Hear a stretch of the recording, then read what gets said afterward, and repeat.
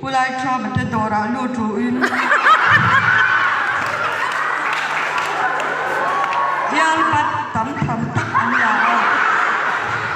Je siten an la na chan an zo chuan an beng athakin an sa thei em em nu pui la zo lo hem mi te pu tho mo ya pu ba ram mo ya pu be thanga pu lakima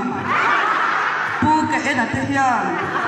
July tha chunga zo vel me man sam turin MAC biten an nge na ni pi sai da mi bok chala chuan ko le lama zon kai mai a thum zon kai zo lo win an ta tha abana jam na tak atwara a jam tur abama chwat no kem sile in su ngai ta apasal pu zo than moi chuan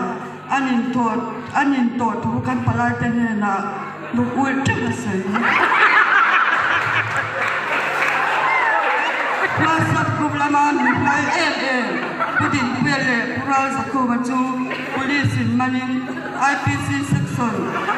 sebuah sebuah perkuaran maring dan sung tangguran tu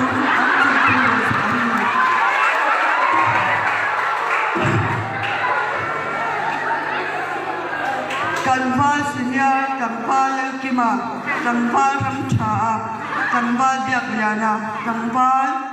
Sauram liana kanval Felix banal felate chuan sarkar hena na pui din an thelu ta an ti la sarkar la chuan an na do pangti in an hol saka lung oi lo zin nor an huai bata an not na a amei sang hap tu ber kanval Felix banal felate chu shen ti ani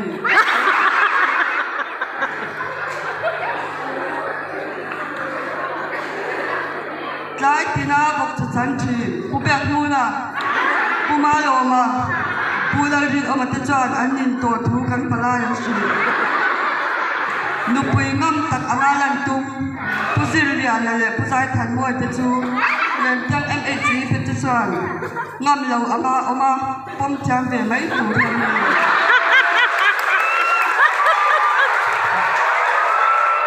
tu lai ha pe sai thang boki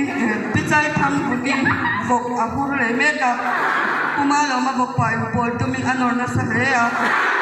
vok nei tunu pi bungi han ahur ala hur na lo an yang ti in ahur yan ya muna pol ti mai tu ti in tu tu kan sio tu lai shinen met extremist thoughts